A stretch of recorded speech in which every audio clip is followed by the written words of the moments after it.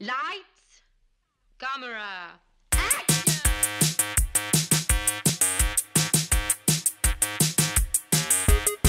Aujourd'hui à l'émission, Batman vs Superman, Unbreakable et Matrix. Bienvenue à On jase de film.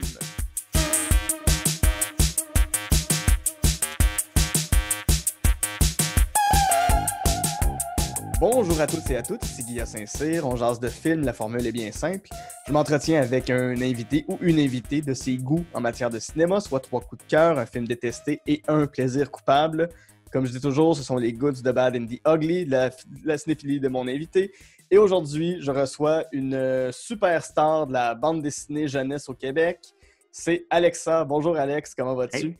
Hey, salut, confrère A. Il y a un A dans ton nom, toi aussi. Effectivement, effectivement. Je ne dévoilerai pas le secret de ton nom de famille. Je l'ai trouvé dans le devoir.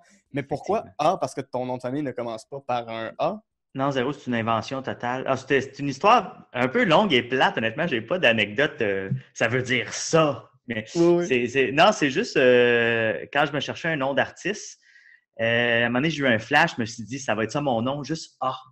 C'est la première lettre de mon nom. Je m'appelle Alexandre. Tu sais. Oui. Ça va être ça mon nom. A. Ça se démarque juste une lettre, tout ça. Puis je me suis finalement rendu compte que c'était pas une bonne idée. Là. C'est aucunement googlable. Là. Tape A dans Google. Puis tu comprends même pas que c'est le nom d'un auteur sur le livre. Il y a juste une lettre A qui traîne. Fait que j'ai comme juste ajouté le A à mon nom, qui est Alex A. Puis ça a été ça. Puis j'étais pas sûr si j'allais prendre ce nom-là pendant une couple de semaines. Puis finalement, oui, ça a resté. Mais ça a marché. Ça a marché. Oui.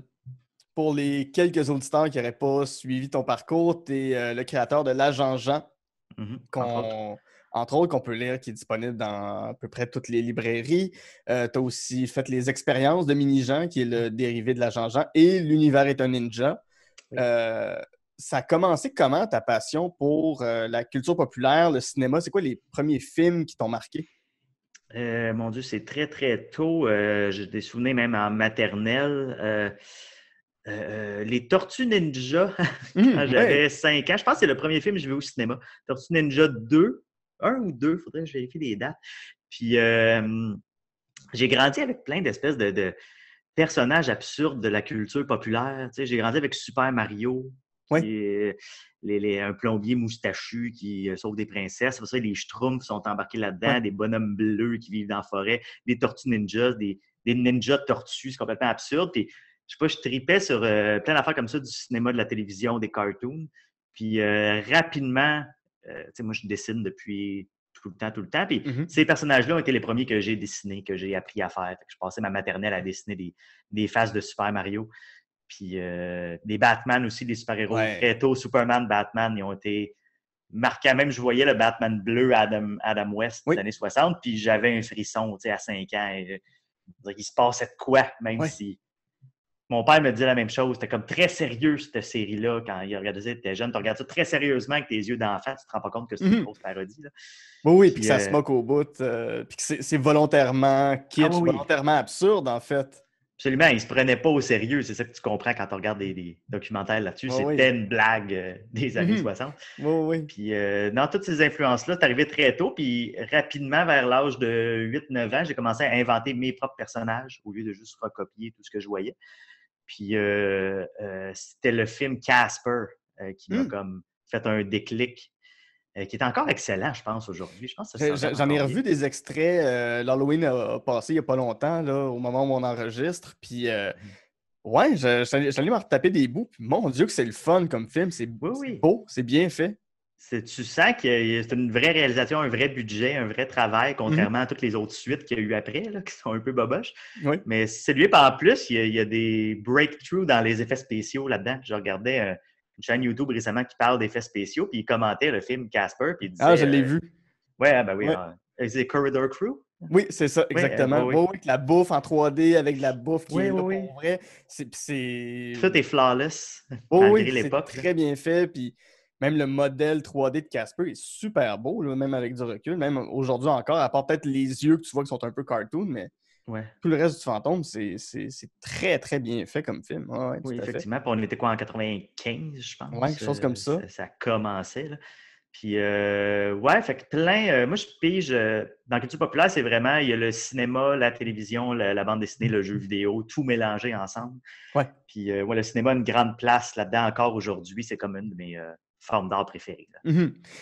Donc, une enfance tout à fait, pas classique, mais typique des jeunes qui ont grandi dans les années fin 80, début 90, là, ce que je comprends. Complètement. Oui, oui. Moi, je suis en 87, moi. Fait que, ouais, les 90, je commençais à être conscient, puis la culture m'est rentrée dedans. Très belles années pour le cinéma jeunesse, puis pour des films qui cherchent à faire peur, des films qui cherchent à sortir les enfants d'une zone de confort. Là, je pense, mettons, à La Famille Addams ou même Casper peut avoir ses moments plus horrifiques. Ouais. Mais c'est vrai, mais on avait beaucoup de films étranges puis qui étaient comme. C'était pas clair si c'était pour les enfants ou pour les adultes, parce que ça se voulait pour les enfants, il y avait des produits dérivés, des figurines qui sortaient, mais tu regardes le film, c'est super dark, violent. Puis... Juste les films de Batman. Oh oui, Batman Returns. Tim Burton, il a perdu sa job après ça, là, parce que c'était comme on peut pas vendre de figurines. Ils ont changé le design du pingouin parce qu'il était trop épeurant. Oui. Restons dans le Batman. On va rentrer dans ta liste avec Batman versus Superman, qui est un film de 2016 de Zack Snyder, qui met en vedette Ben Affleck dans le rôle de Batman, Henry Cavill qui revient en Superman, Gal Gadot qui, pour la première fois, on la voit être Wonder Woman, la princesse Diana, et Amy Adams et Lois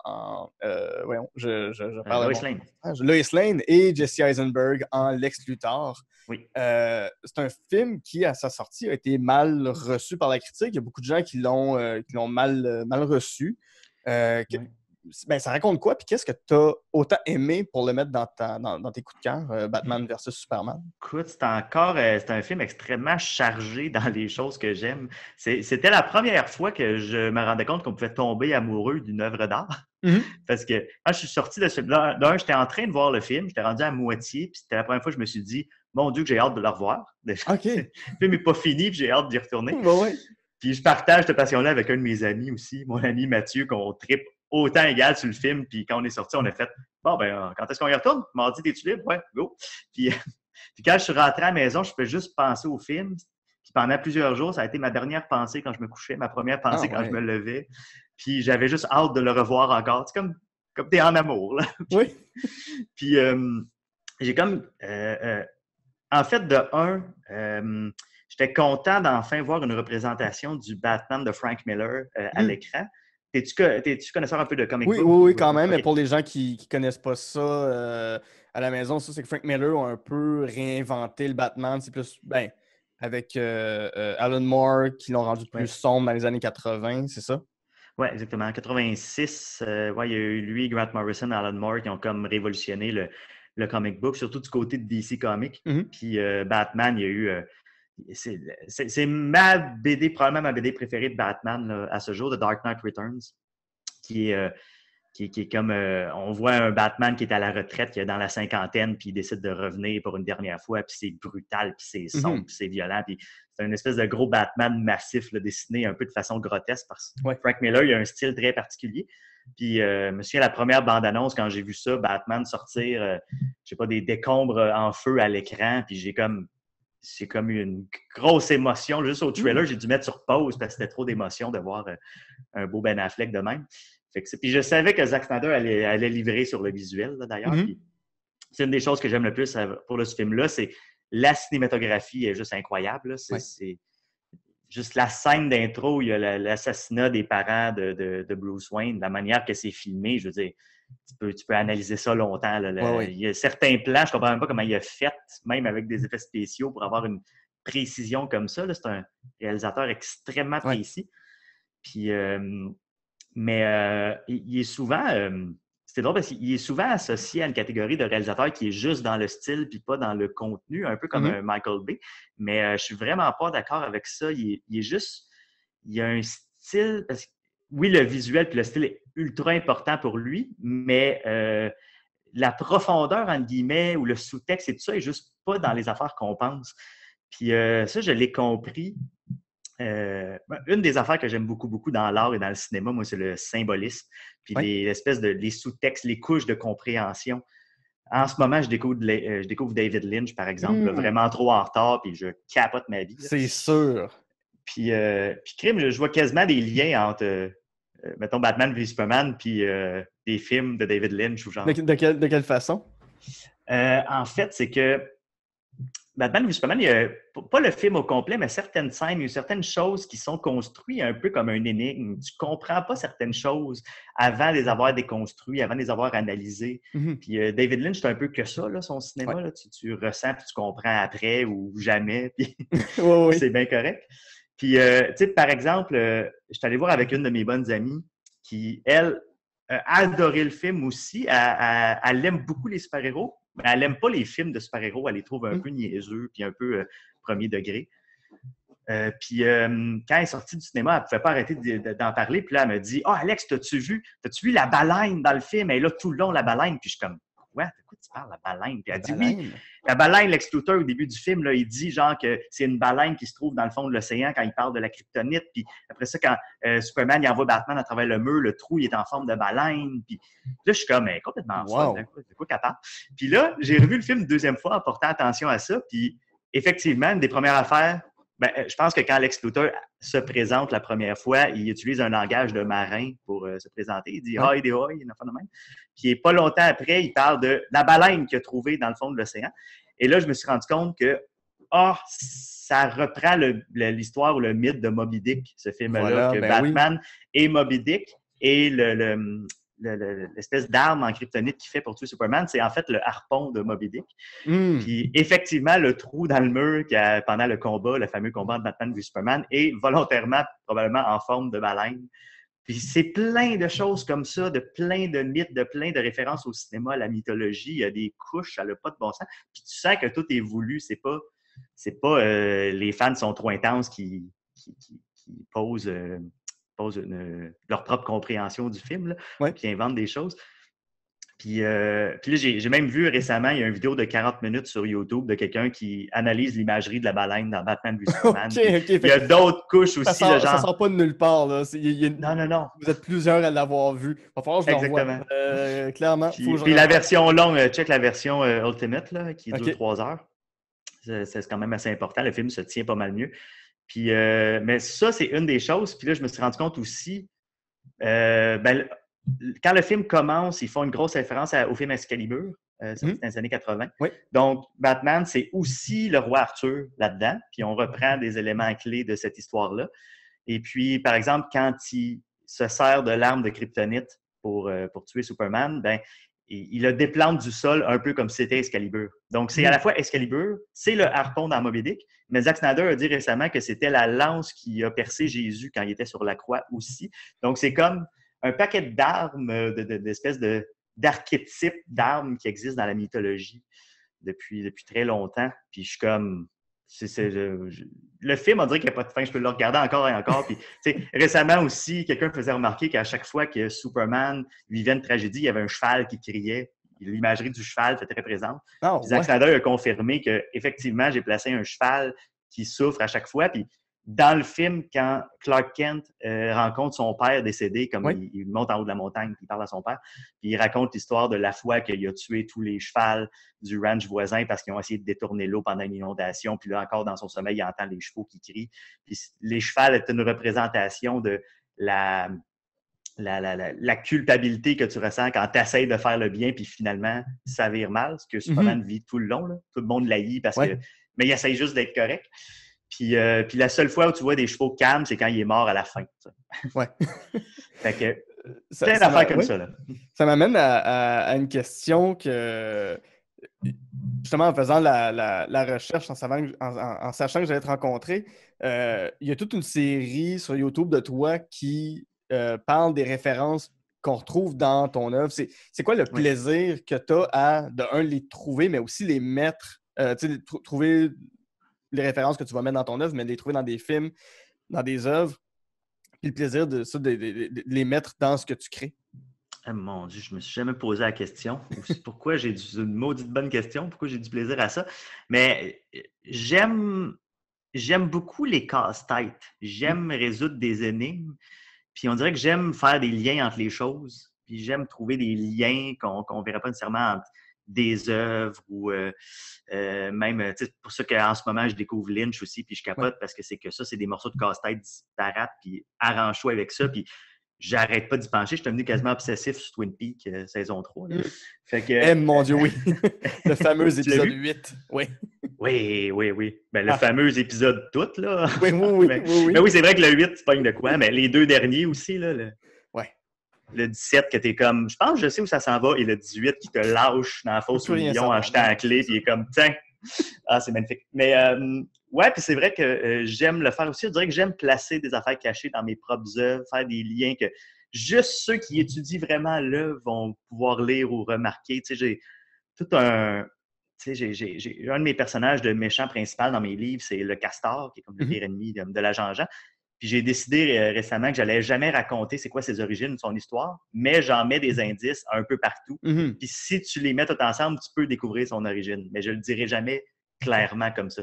Ouais. Je trouve ça le fun de faire ça. Puis je trouve juste ça le fun aussi de placer des références de plein d'affaires qui m'ont inspiré, juste pour montrer, genre, regardez ça, j'aime ça. Puis c'est là que ça vient, cette idée-là. Fait qu'allez voir ça aussi. Puis ça permet de découvrir d'autres choses aux jeunes. Oui, puis c'est cool parce que justement, tu sais, ben, on a eu les mêmes références d'enfance, mais je sais pas, tu sais, j'imagine que tu as grandi aussi un peu en regardant les Simpsons, les Animaniacs, ce genre de séries-là qui avaient des références. Des fois, tu sais, je me retape des Animaniacs de ce temps-ci, puis le nombre de références à Citizen Kane qu'il y a dans une émission pour les 6 à 12 ans.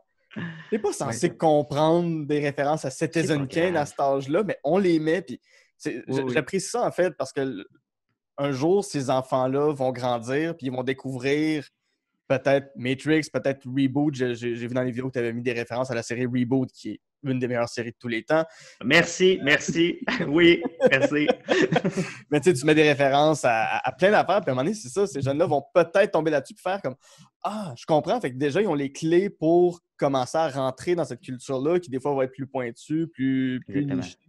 J'ai regardé le Shining parce que j'étais comme « Hey, c'est la parodie des Simpsons ». Que j'avais vu avant le spécial Halloween où ils parodiaient le Shining. J'avais pas vu le Shining. Quand j'ai vu ça, j'ai fait « Ah! » Puis là, je m'amusais à juste voir comme les références. « Ah, c'est de ça qui parlait, c'est de ça. » Puis finalement, j'ai apprécié le film au bout. Ben oui. Moi, dans mes cours de cinéma, justement, quand on a vu Citizen Kane, chaque fois qu'un de mes amis puis moi, les deux on tripe sur les Simpsons, dès qu'on voyait une référence que les Simpsons avaient faite à Citizen Kane, on se tapait dans les mains, là, on se donnait un high five, puis yes, on a la référence, yes, puis c'était aux 3 minutes. Oui. Non, mais oui, il y a quelque chose de juste purement le fun. Je comprends cette référence, je ne sais pas pourquoi. Oui. Mais même aussi, tu viens de me faire un lien entre justement le symbolisme et les références, mais c'est pas loin de la parodie en tant que telle, parce que je suis un gros fan de parodie. Tu sais. Oui.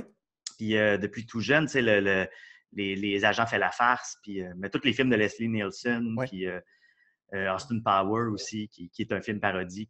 Ça me faisait capoter de voir les super vilains de films de James Bond parodiés de cette façon-là. Puis je sais pas, ça doit venir exactement de la même place, dans le fond. Puis j'ai toujours aimé d'en faire moi aussi. Oui, ben c'est ça, c'est chercher à comprendre, c'est chercher à connaître, en fait, plus loin que la première impression, plus loin que la première porte, là, c'est de vouloir pousser toutes les portes à chaque fois pour comprendre de plus en plus.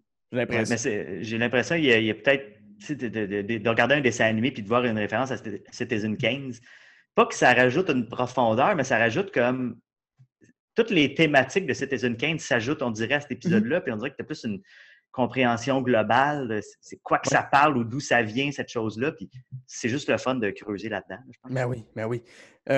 Si on mais là, je parlerais de Reboot pendant 1 heure, mais peut-être un autre. Si tu fais un podcast Reboot, invite-moi. Ça sera un dérivé. Je vais créer un Patreon juste pour ça. Oui, merci. Adam. C'est la première fois que j'entends ça. C'est la meilleure série au monde parce que c'est ce que moi je pense aussi. C'est bon, cette série-là. Moi, ça m'a... Justement, ben encore là, Reboot, on va s'embarquer dans quelque chose si on commence à parler de ça, mais ça aussi, le nombre de références à des films, le nombre de références à d'autres jeux vidéo, à de la littérature, c'était tellement des geeks qui ont écrit ça. Là. Ben oui. Mais avant qu'on s'emporte trop sur Bob et Enzo, mon prochain film, c'est Unbreakable, qui est un genre de... Sans être Batman versus Superman, c'est le film le plus groundé sur Superman qui existe. Justement, qu'est-ce que ça raconte? De quoi ça parle? Oui, on l'oublie, mais c'est un film de super-héros. En fait, c'est un origin story C'est comme... comment je pourrais... D'un, c'est un exercice de style, je pense, avant tout. Je pense que c'est M. Night Shyamalan, dans ses Glory Days, là, juste après The Sixth Sense, qui a décidé, genre, je vais faire un film de super-héros, mais sans aucune exagération. Ouais. Ben, c'est surtout ça. C'est pas nécessairement que c'est réaliste, je l'ai, là, mais dans le sens qu'il y a vraiment des super-pouvoirs dedans. C'est juste qu'ils sont représentés sans flafla, sans artifice. Ouais. Puis monté aussi comme un film d'auteur à petit budget. Là. Fait qu'il n'y a pas de gros moyens, mais c'est pas grave, c'est ça l'exercice. Puis ça raconte l'histoire de Bruce Willis, mon beau Bruce Willis que j'adore, qui découvre qu'il n'a jamais été malade et qu'il a une force quasi surhumaine, puis qui se demande qu'est-ce qui se passe. Et Samuel L. Jackson, qui joue dans ce film-là aussi, le découvre et lui, il a la théorie comme quoi les super-héros, c'est une représentation exagérée de quelque chose qui existe déjà, que les humains ont expérimenté depuis la nuit des temps, qui s'est retrouvé en bande dessinée. Et lui, il est obsédé à trouver un vrai super-héros réel. Et il découvre ça dans Bruce Willis. Fait que tout le long, on suit son début comme possiblement un super-héros ou non. C'est ce qu'on découvre dans le film. Ouais. C'est un super bon résumé. Puis, ben, c'est ça, j'ai pas dit avec qui c'était. J'étais trop pris par l'émotion de Reboot. Mais c'est ça, c'est Bruce Willis, Samuel L. Jackson et Robin Wright qui jouent sa femme. Mais effectivement, une scène que j'aime beaucoup de ce film-là, c'est quand Bruce Willis commence à comprendre qu'il est peut-être plus fort qu'il croit, qu'il se met à lever des haltères. La scène avec les haltères, ben oui. La scène avec les haltères, puis il dit à son fils, mais en plus. Puis à un moment donné, il dit, rajoute-en. Puis son fils, il dit, il n'y en a plus. On ne peut plus rajouter de poids. Tu es en train de soulever quelque chose que jamais personne n'a fait. Puis là, il met des galons de peinture. Il y a quoi d'autre qu'on pourrait mettre? Oui, c'est ça. T'as-tu une scène préférée dans Unbreakable? Oui, cette scène-là, ça devrait être dans les classiques du cinéma, là, honnêtement.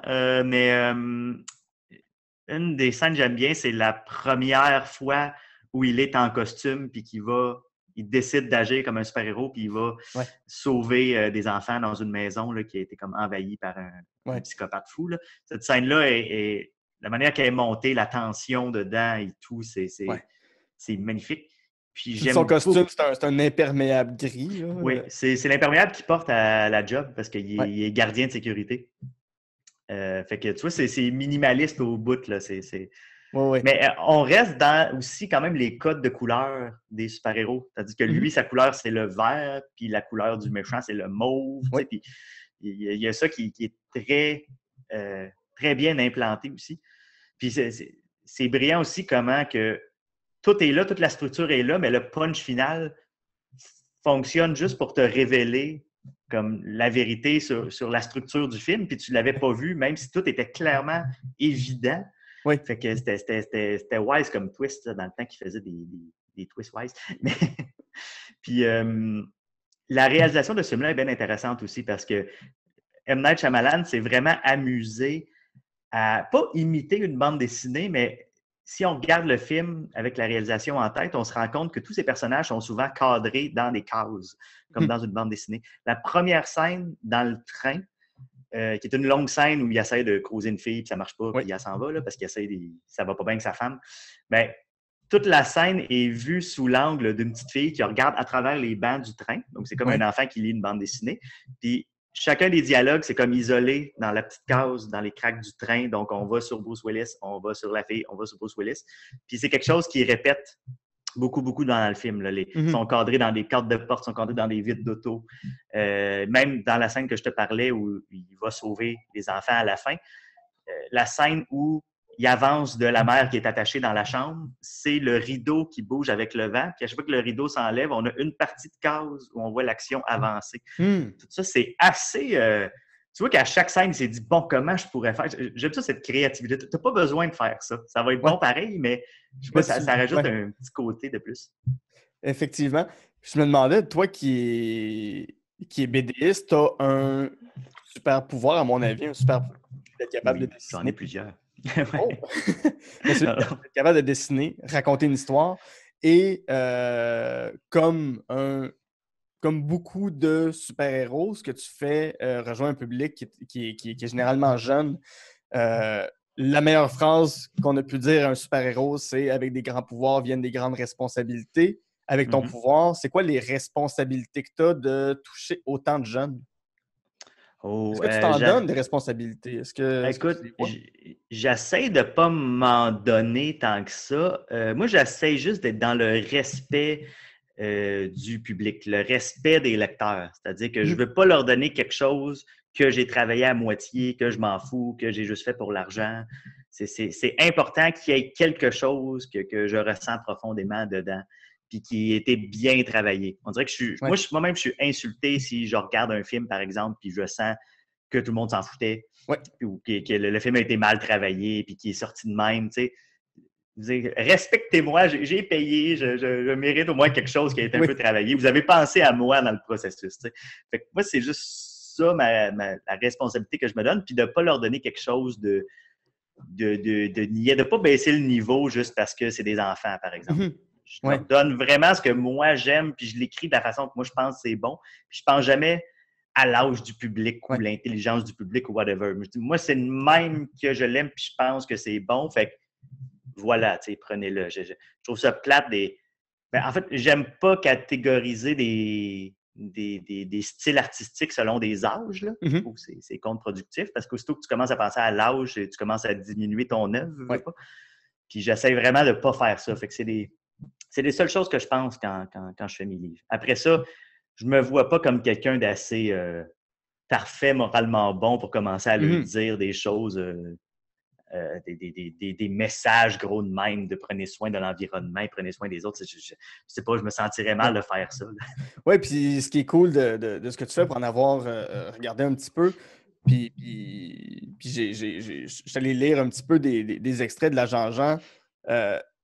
C'est toujours dans l'absurdité. C'est ça que j'aime. C'est comme une récréation, j'ai l'impression. Il y a pas. Je pense pas qu'il y a des. Tu me diras si je me trompe, mais je pense pas qu'il y a des énormes messages sur la société, la vie. C'est pas. Tu n'essaies pas de faire passer des idées incroyables là-dedans. Pas en tout. J'ai l'impression Je te que tu fais dirais. plaisir.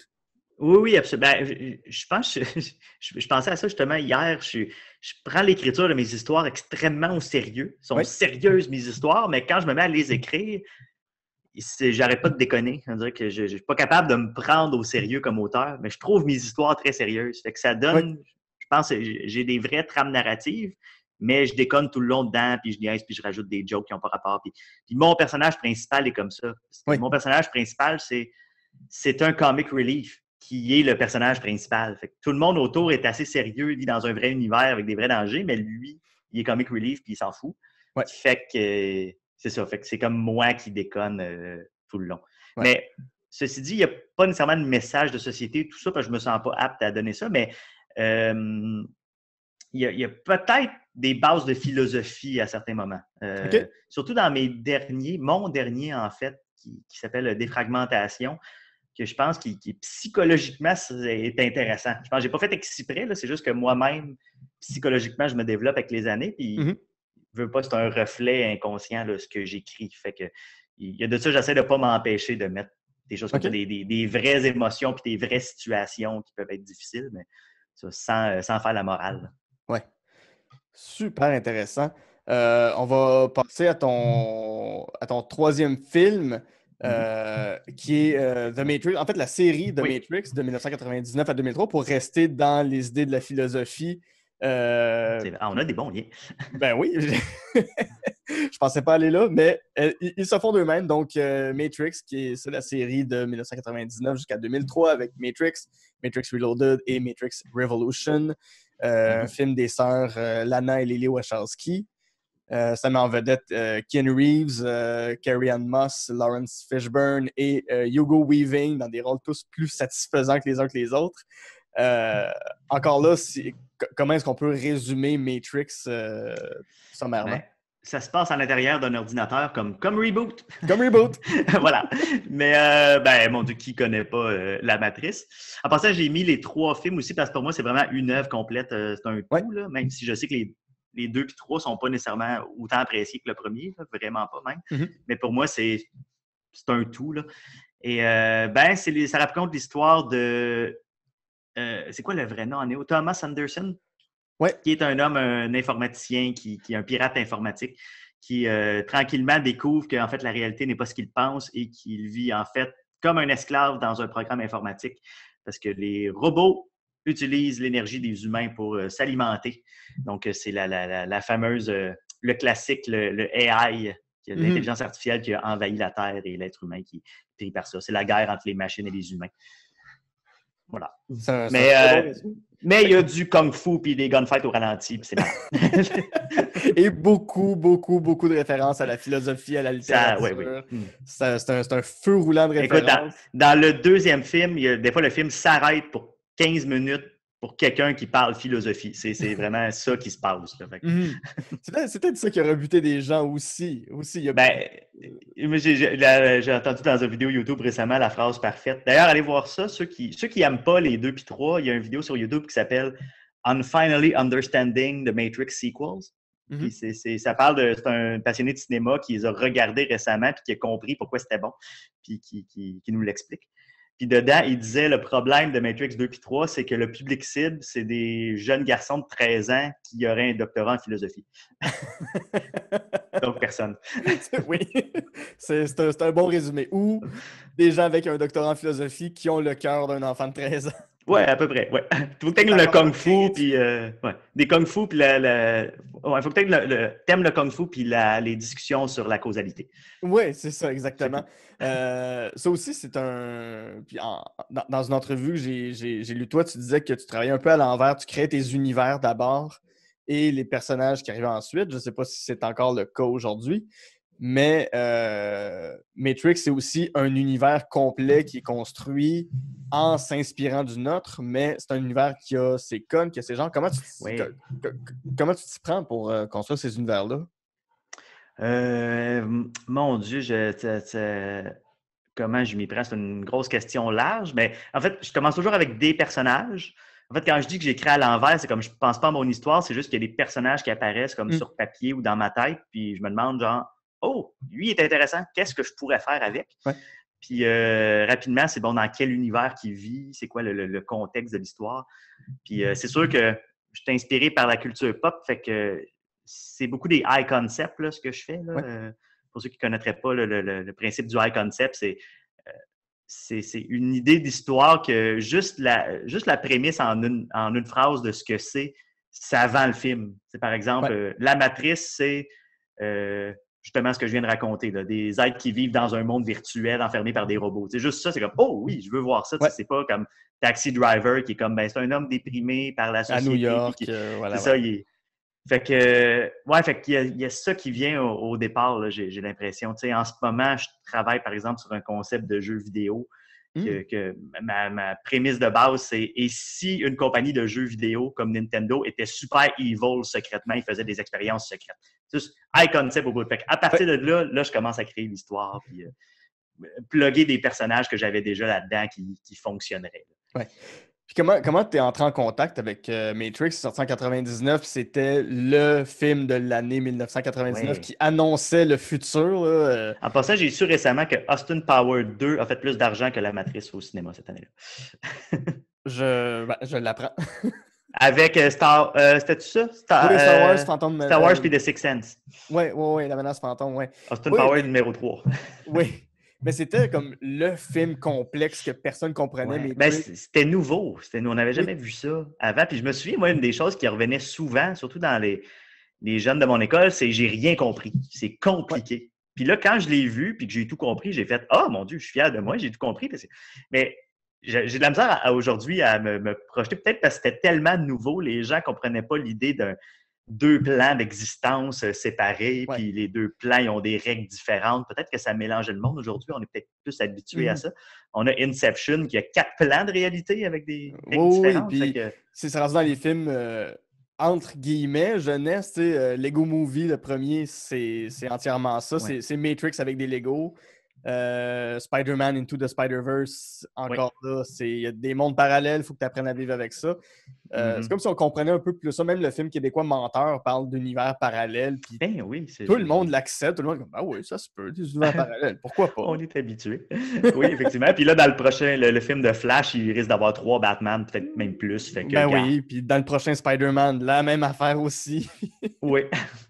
Mais ouais, non, mais c'est. Puis, mais quand je l'ai vu, en fait, moi, j'ai accroché sur les combats parce que j'étais un gros fan de Jackie Chan. J'ai grandi avec Jackie Chan. Il aurait dû être dans les affaires que je parle d'ailleurs dans mes listes, comme Jackie Chan contre-attaque, je me souviens. Oh mon Dieu, c'est la scène avec l'escabeau. En tout cas. Mais ouais, puis c'était la première fois que je voyais dans un film autre que Jackie Chan des combats vraiment intéressants, là, des belles chorégraphies. Puis j'ai toujours été un gros fan de science-fiction aussi. Là. J'ai grandi avec des Star Trek et tout ça. Fait que ce côté-là m'inspirait beaucoup. Puis c'est une histoire, c'est un origin story de super-héros aussi. Là. Ouais. Faut pas se mentir. Oui, il y a même son costume, puis il y a quasiment une cape, mais c'est son manteau noir. Ouais, son trench coat, là, ouais. Ouais, fait que moi, tout ça, puis je pense que c'est là qu'a développé aussi mon intérêt pour des histoires complexes, là, avec plus de couches. J'aimais ça sentir cette espèce de profondeur-là. Tu peux le regarder plusieurs fois puis comprendre des choses ou comprendre des sous-textes. Là, puis je pense que c'était le début, ça, la Matrice. Écoute, c'est très complet pour la première partie. Parce qu'on pourrait dériver pendant des heures et des heures là, sur tous ces sujets. C'est des gros sujets quand même. Là. En plus, on a plugué Reboot là-dedans, fait que ça peut être dangereux. Mon Dieu. Mais en tout cas, on va faire une petite pause. Au retour, on découvre que même les meilleurs agents peuvent décevoir. C'est ce que James Bond nous a appris avec Spectre. Et on va terminer ça dans l'hémoglobine et les zombies avec la série des Resident Evil. À tout de suite.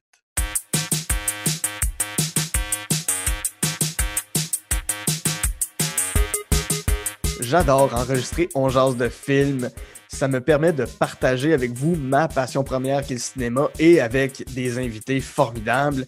Et si jamais vous avez des commentaires, si vous avez des critiques, des choses qu'on pourrait améliorer, des gens que vous voulez que je reçoive à l'émission, écrivez-moi sur Facebook On jase de films, Instagram @On jase de films.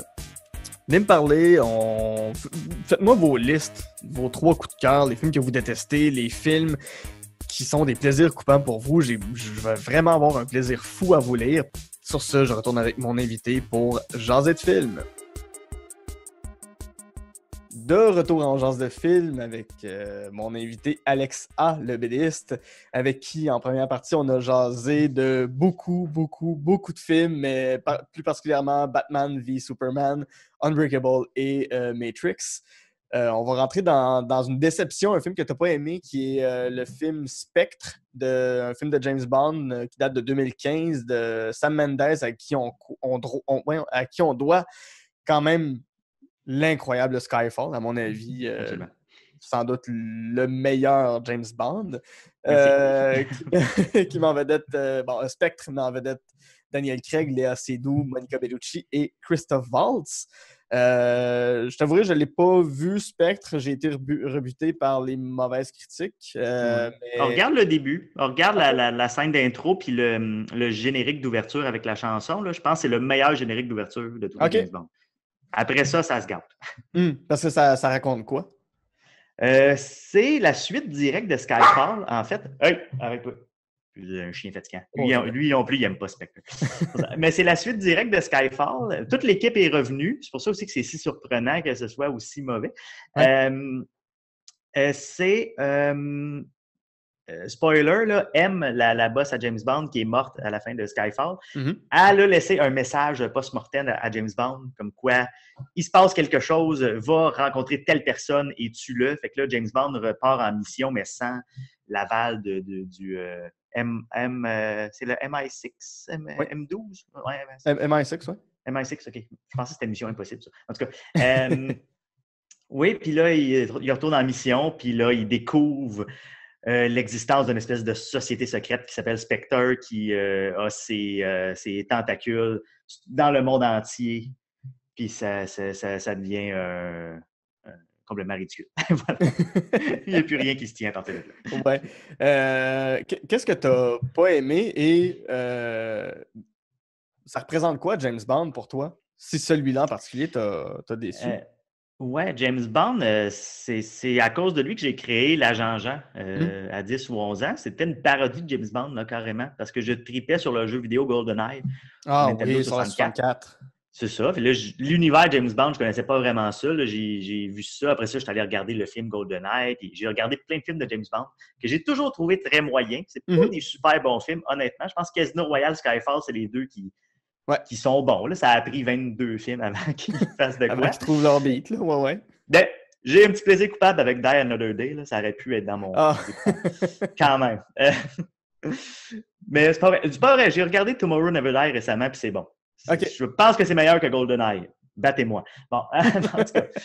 Puis, ouais, ça a parti avec ça de l'Agent Jean. Puis j'ai toujours eu James Bond proche de mon cœur à partir de là. On dirait, à chaque fois qu'il y a un nouveau film, une nouvelle annonce, je deviens tout le temps excité. Puis à chaque fois, je suis comme, ben, c'était un film moyen, finalement.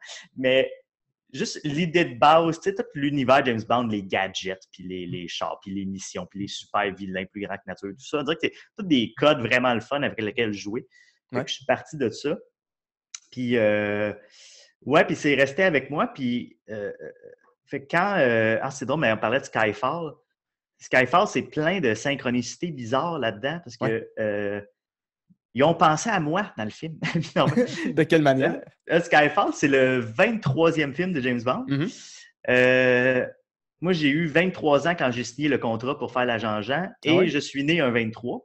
Okay. Et là, dans le film, on revient à la maison d'enfance de James Bond et il y a une belle grosse statue de cerf en avant de la maison. Puis là, j'étais comme... Oui, ben oui. Ben, comme... c'est moi, mon personnage de c'est un cerf. Puis je suis comme... C'est-tu un message pour moi, celle-là? Là? Ils sont-tu?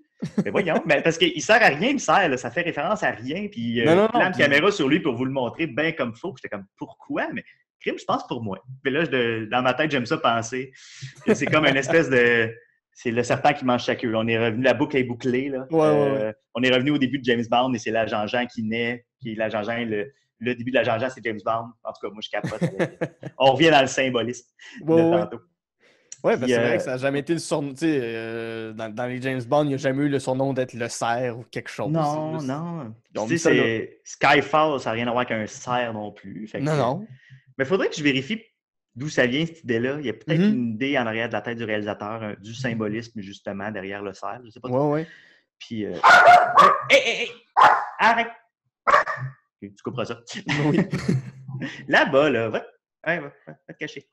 Donc, oui, fait que quand Spectre, moi, j'étais tellement heureux de voir que l'équipe revenait, le réalisateur revenait, puis il a été payé une grosse pile de cash pour revenir parce qu'il a dit qu'il n'allait pas revenir. Puis finalement, je pense que ça paraît parce que dans Spectre, tu sais, on parlait du respect des spectateurs tantôt ou des lecteurs. Puis je sens que Skyfall... Arrête! Hey! Bon. Puis je pense qu'il y a eu du bruit dans le corridor. Oh, ça se peut. Arrête! Va-t'en là-bas! Je parle de James Bond, c'est important. Peut-être qu'il traduit pour son peuple. OK. Fait que là, fait que quand j'ai vu, j'étais bien excité pour Spectre, puis j'ai senti que tout le monde avait abandonné. Ouais, mais même Daniel Craig avait déclaré j'aimerais mieux me tailler les veines que de faire un James Bond après celui-là, je pense. Non, mais c'est parce que Daniel Craig, il dit tout le temps ça quand il vient juste de finir le tournage. C'est comme Dominique Michel à la fin des Bye Bye. C'est juste, il est fatigué, il est tout tordu, il a mal, puis il est comme plus jamais, puis il est comme, mais non, c'est cool finalement. C'est peut-être juste une façon plus intense que Dominique Michel de... Oui, absolument. J'imagine pas Dominique Michel après un Bye Bye dire je vais m'ouvrir la peau. Ouais, c'est sûr. Mais non, il avait dit j'aimerais mieux me tordre le bras que de recommencer. Quelque chose comme ça. Ouais. Même. Mais il n'arrête pas de se péter tout. Il fait des cascades dans James Bond. Même il se fait mal. C'est encore ça. Le dernier qu'on verra peut-être un jour, là, si tout ça se résorbe. Mais... Ah mon Dieu, j'ai hâte. Mais même pour celui-là, il s'est brisé une jambe. Je pense qu'ils ont dû arrêter le tournage pendant un mois, quelque chose comme ça. C'est vrai. Au moment de la production, Oui, mais mon Dieu, prenez soin de vos... Voyons, il doit être... il est important, lui-là. S'il meurt, vous n'avez plus de film. En tout cas, mais dans Spectre, j'ai surtout senti que les scénaristes avaient abandonné. Le scénario est tellement mou, là. Tu sais, c'est... Quand je regarde un film puis je me dis « j'aurais écrit mieux que ça », il y a un problème. Je ne suis pas supposé être capable d'écrire un James Bond, tu comprends? Ouais. Mais, tu sais, je pense qu'il essayait de faire quelque chose de classique. C'est comme la structure des vieux James Bond, mais faite sans aucune énergie. Et Fait que, tu sais, même, il y a une longue scène où les personnages sont en train, puis là, ils se rendent au repère du méchant, puis là, ils attendent longuement leur taxi dans le désert. Puis là, le taxi arrive, il s'en va dans la base du méchant. Puis là, il arrive dans la base, puis le méchant se présente, dit « Allô, je suis le méchant », puis ils font « OK ». Puis ils s'en vont. Tu sais, voyons! Puis là, à la fin de cette scène-là, il y a une scène de torture classique à la James Bond, là, quasiment avec le laser là, sur la chaise. Ouais. Puis il réussit à se sauver et James Bond se sauve comme si de rien n'était. Il y a une mitraillette dans les mains. Toutes les gardes, il fait pow, pow, pow, pow. Et il quitte et la base explose sans aucune raison. Tout ça est tellement mou. J'étais comme... C'est long, c'est comme 2h30, 3h. Ouais. Puis à la fin est catastrophique. Là. On a la scène la plus cliché du monde où on se rend compte d'ailleurs que le méchant, c'est lui qui tissait les ficelles, qui tirait les ficelles depuis toute la saga Daniel Craig. C'est lui qui est derrière tous les méchants qu'il y a eu dans les derniers films, même si ça fait aucun sens. Ouais. Puis je connais le punch aussi, puis on va le dévoiler, mais c'est le frère de James Bond? C'est son James Bond est le frère adoptif de son père. C'est comme si c'est son demi-frère, mettons. Ou son... Ouais, puis c'est la twist de Austin Power 3. Effectivement. Oui, puis ça et la... Oui, j'avais oublié cette affaire-là en plus, mais effectivement, c'est le P. C'est genre, il a bâti une organisation criminelle mondiale, genre les Illuminati, parce que papa t'aimait plus que moi. C'est littéralement ça. Oui, c'est des gardes d'enfants de 7 ans, là. Absolument. Puis après ça, on a la scène classique où la femme se fait kidnapper. Là, la blonde James Bond se fait kidnapper, attachée à une bombe, là, littéralement. Puis le James Bond s'en va la sauver. Et encore une fois, le méchant se sauve en hélicoptère. James Bond tire sur l'hélicoptère crash. Tu sais, c'est plate. Puis là, il y a le gun sur la tête du méchant, puis il décide de « Non, je ne te tuerai pas, parce que finalement, je suis bon. » Non, t'as tué du monde non-stop depuis les 4 derniers films, ta gueule! Ouais. Mais... Oui, James Bond, c'est un psychopathe, là. Oui. N'auras pas ta rédemption après 24 films, parce que là, celui-là, tu veux pas le tuer. Le pire méchant, lui, tu veux pas. Fait que tout ça, tu sors de là, t'es comme « Mon Dieu, forcez-vous! » Je peux pas croire qu'il y a 200 millions qui est allé dans ce film-là, mais il m'a quand même inspiré, parce qu'il y a certaines très bonnes scènes. Je pense à la scène du dévoilement du méchant qui est Blofeld, là, comme on apprend dans le film. Oui. Parce que c'était la mode de on caste un acteur dans un méchant, mais finalement, pendant le film, on révèle que c'était cet autre méchant qu'on connaît, comme Star Trek Into Darkness. Là.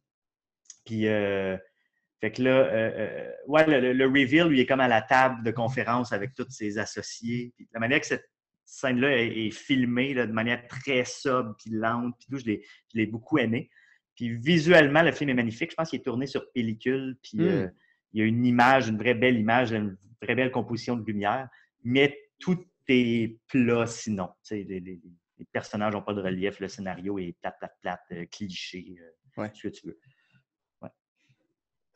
Oui, c'est mais le prochain, je l'attends, maudit. Ben, il y a toujours une petite excitation pour un James Bond. Mais comme tu dis, tu sais, c'est. Bon, mes attentes sont à 8 sur 10. Je sais que ça va être un 5 ou un 6 sur 10 à chaque fois. C'est toujours ça, sauf Skyfall. Mais le prochain, moi, j'ai bon espoir parce que, ben, d'un, toute la saga Craig, c'est un film sur 2 qui est bon. Oui. Ben, pour vrai, je n'haïs pas Quantum of Solace, mais on en reparlera. Mais le prochain, le réalisateur, que je ne me rappelle jamais son nom, c'est un nom compliqué en japonais. Sais pas, ouais. Furi Yokojima, une affaire de même. Mais il est vraiment très, très bon, lui. Puis j'ai confiance qu'il va faire quelque chose de très solide. Puis la bande-annonce m'a comme mis en confiance. Oui, ça a l'air fun. Surtout qu'ils ont gardé le côté classique de Skyfall puis Spectre. J'avais peur qu'on perde ça. Ouais. Puis non, le film est aussi beau niveau production value que les 2 derniers. Complètement. On va finir l'émission. Ça fait combien de temps, là? Ça fait à peu près 1 heure, mais on a du temps, c'est un podcast. C'est bon. On jase. C'est ça, c'est la série des Resident Evil qui s'est échelonnée de 2002 à 2016, créée par Paul W.S. Anderson, à ne pas confondre avec Paul S. Paul Anderson? Paul S. puis Paul W. Ouais, je pense que c'est c'est ça. On travaille très différent, on va te dire. oui. Paul Thomas Anderson. Ouais, ça Paul Thomas Anderson. Avec Paul Thomas Anderson. Bon, la série des Resident Evil, c'est 6 films. Resident Evil, Apocalypse, Extinction, Afterlife, Retribution et The Final Chapter. Ça met en vedette Mila Jovovich. dans belle tous Mila. les films, dans le rôle d'Alice, qui travaille pour la Umbrella Corporation. C'est quoi Resident Evil? Ça sort de où, ces films-là? C'est une adaptation d'une série de jeux vidéo très connue qui s'appelle Resident Evil, qui est une de mes séries de jeux vidéo préférées, là, d'ailleurs, qui est rendue à... Série de jeux terrifiante. Ça dépend des titres. Le dernier, le 7, est terrifiant. Oui, absolument. C'est un des jeux les plus épeurants que j'ai joué. Donc oui, c'est une série d'horreur. C'est ce qu'on appelle du survival horror. C'est t'es lancé dans un endroit clos avec très peu d'armes, de munitions, puis tu dois te défendre contre des zombies et de lumière. Et tu dois te combattre contre des monstres mutants. En fait, contre une organisation secrète. En fait, c'est une compagnie pharmaceutique qui secrètement fait des armes biologiques qui s'appelle Umbrella Corporation. Et la série de films est une adaptation très, très lousse de cette série de jeux-là. Le premier film étant relativement proche des jeux de la série. Ils ont quand même inventé des personnages qui sont juste dans les films. Le personnage principal qui est Alice, joué par Mila Jovovich, qui est une création pour la série de films. Qui d'ailleurs, en passant, le 5e élément était dans ma liste de films. Oui. Que j'ai oublié de dire, que j'ai remplacé par Unbreakable parce que tu avais déjà parlé du 5e élément. Oui. Mila Jovovich et Bruce Willis, c'est dans mes deux préférés. Fait que je suis ce qu'ils font, même si c'est jamais bon. Puis, c'est une adaptation très lousse. Le premier qui est un film très correct, je pense. L'as-tu vu? J'en ai vu aucun, malheureusement. T'as pas besoin. Le premier est très correct. Puis c'est une série qui en sortait tout le temps d'autres après. Après le premier, ça finit sur un cliffhanger, puis tu as le goût d'en voir d'autres. Puis il en a fait comme 5 autres. Puis c'est drôle parce que je le sais que c'est pas des bons films, puis j'aime même pas ça tant que ça les regarder, mais crime, je les ai tous regardés pareil. C'est pour ça que je mets ça dans mes plaisirs coupables. C'est comme le 6e qui est sorti récemment. Le 5e m'a tellement fâché. Là, c'était le summum du manque de respect envers moi. Là. Personne ne pensait aux spectateurs là-dedans. Vous avez fait un film parce que vous aviez un budget, puis ça vous tentait, puis ça paye votre loyer, puis les acteurs ont abandonné, il n'y a pas de scénario. C'est dégueulasse, le Retribution. Mais j'ai quand même regardé le 6 parce que j'étais curieux de voir ce qu'il allait faire avec ça. Parce que l'idée de base, je l'adore, puis ça aurait vraiment pu être très, très bon. Puis, il y a quelque chose de le fun à regarder un film qui est une bonne idée, qui est mal faite, parce que tu te mets à réfléchir sur comment je pourrais améliorer ça, comment je pourrais me servir de ces idées-là, moi, dans un contexte qui fonctionne. Ouais. Est-ce que c'est le genre de truc que tu regardes en te disant je pourrais faire. Ben, c'est un peu comme avec l'agent Jean qui découle de James Bond. C'est quelque chose que tu te dirais à un moment donné, je pourrais faire un Resident Evil excessivement absurde ou complètement ridicule. Écoute, j'y pense depuis que j'ai 13-14 ans, je pense. Oui. T'as-tu déjà utilisé un logiciel de 3D qui s'appelait Movie Maker, 3D Movie Maker? On faisait c'était des personnages en modèle 3D là, déjà animés, puis on pouvait faire des films avec ça. Je m'amusais avec ça quand j'étais jeune, puis j'ai fait un genre de parodie de Resident Evil avec ça. Puis quand j'ai commencé à étudier le dessin animé, je voulais faire des courts-métrages animés parodie de Resident Evil. Puis c'est quelque chose que j'aimerais faire avec une série BD éventuellement. J'ai juste pas trouvé la façon de faire la twist pour le faire à ma façon. Là. Mais oui, je suis fan à ce point-là. Là. Ça m'inspire beaucoup, beaucoup. Okay. Puis juste, tu sais, les 6 films de Resident Evil, c'est quand même Mila Jovovich qui est badass, qui fait du kung-fu, puis qui a des pouvoirs, puis qui se bat contre des monstres. C'est supposé être le fun. Ça peut vraiment être le fun comme film. Puis même les scènes d'action, c'est 1 fois sur 2. Puis c'est boboche. C'est ça, parce que je suis allé lire un petit peu, puis il n'y a aucun de ces films-là qui a une bonne cote sur Rotten Tomatoes, qui est l'agrégateur de critiques. Celui qui est le mieux reçu, c'est le premier, puis il est à 33%. Oh, wow! L'appréciation critique. C'est de loin le meilleur, là. Ça te donne une idée. Oui, les autres, ça descend à 22, 21, 20%. Mais pour vrai, moi, je tiens à dire, si je peux faire une mini-critique des 6, là. Oui. Le premier est très correct. Le deuxième, c'est de la grosse boîte. Le troisième, je pense que c'est un de mes préférés. Je ne comprends pas pourquoi les gens laissent à ce point-là, mais il est le fun, dans le désert, tout ça. Puis, en tout cas, le quatrième, c'était le renouveau de la 3D. Donc, il y a beaucoup d'effets de vitres et de splash de monstres qui te revolent d'en face tout le temps. Le film n'a aucun scénario. Peut être le fun, mais il n'y a pas de scénario. Le 5e est une insulte à la race humaine. Tout le monde a abandonné. Et le 6e est le plus intéressant dans ses thématiques et dans ses idées, mais n'est pas bien exécuté. Donc, il y a des affaires à aller chercher là-dedans. Ouais. Avant qu'on termine, je veux juste revenir sur tes 3 premiers films, Batman vs Superman, Unbreakable et Matrix. Oui. Dans tes bandes dessinées, on a une amie en commun qui s'appelle Isabelle Sasseville, qui m'a dit que tu étais un amoureux des couleurs, que les couleurs avaient une grande place dans ta vie. Et je trouvais ça intéressant que tes 3 films ne soient pas des films hyper colorés. Tu as voulu mettre le sixième sens au début. Non, le cinquième élément. Le cinquième élément. Mais oui, le cinquième élément qui est ultra coloré, qui est un peu un cartoon. Mais ouais, je trouve ça particulier que tes 3 films soient une couleur chacun ou 2, pas plus. Oui, je comprends ce que tu veux dire. Mais je suis pas fan du style que je fais, peut-être. Okay. Dans le sens que, tu sais, une des choses que j'aime beaucoup de Batman v Superman, c'est que c'est incroyablement dark, là. Oui. Surtout pour un film de super-héros grand public, là, tu sais, quand Batman pète la gueule à Superman, là, c'est dark, c'est sombre, c'est violent, puis j'aime ça. J'aime ça quand c'est extrêmement dark, même quand ça devient caricatural, tu sais. Ouais. Je fais du cartoon extrêmement coloré, mais ça fait je ne sais plus combien d'années que je n'ai pas regardé une série d'animation colorée. Puis je sais qu'il y en a plein des bonnes. Tout le monde m'a dit regarde Rick and Morty. Mais oui, ou Adventure Time et compagnie. Oui, j'ai essayé toutes ces séries-là, puis je suis comme c'est bon, j'ai pas le goût d'y retourner. On dirait que c'est pas ce genre d'affaires-là qui m'alimente nécessairement. Je ne saurais pas dire pourquoi. Mais même dans ces films-là, par exemple, j'ai parlé de la couleur dans Unbreakable quand même. Oui. Il y a une place à la couleur qui est importante. Dans Matrix aussi, la manière que la couleur est composée, le vert très, très, très présent quand on est dans la matrice, tout ça. Puis Batman v Superman reste un film de super-héros. Les couleurs sont sobres, mais sont quand même très présentes là-dedans. C'est moins noir et blanc que Man of Steel, là, qui, lui, manque de couleurs. Ça, oui. Vraiment, vraiment. Fait quoi, non, je suis juste pas fan de... Je suis plus fan d'affaires dark et très sérieuses que de choses qui sont proches de ce que je fais. Mais ceci dit, j'en ai consommé beaucoup avant. Les Simpsons, j'ai regardé ça, m'en pétait la tête. Family Guy aussi, puis South Park. Puis, Ninja Turtles. Oui, exactement. Puis ma couleur vient dans les jeux vidéo. Et en ce moment, je joue à un jeu de plateforme 3D très cute qui s'appelle Super Lucky Stealth. Puis t'es un petit renard, puis c'est dans un monde super coloré. Puis dans le jeu vidéo, j'aime bien ça, puis ça m'alimente. OK. Génial. Ben, merci infiniment.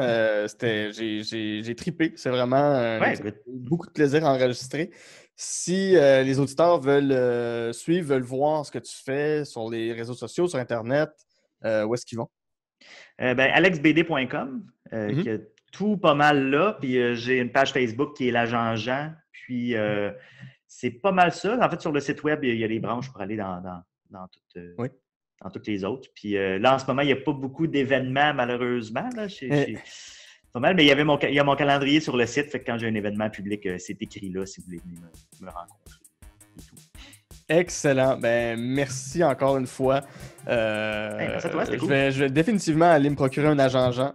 Ça m'a donné le goût d'en regarder. Et malheureusement, de regarder, malheureusement ou pas, de regarder Batman v Superman encore, mais avec ta perspective, je pense que je vais plus l'apprécier. Avec les gens qui apprécient pas le film, je vous dis tout le temps, viens le regarder avec moi. Puis je vais te faire des commentaires pendant le film. À la fin, tu le verras plus de la même façon. si la pandémie se termine, définitivement, je te rappelle pour ça. Donc, avec mon invité Alexa, on a jasé de film. Je m'appelle Guy Saint-Cyr. Bonne journée à tous.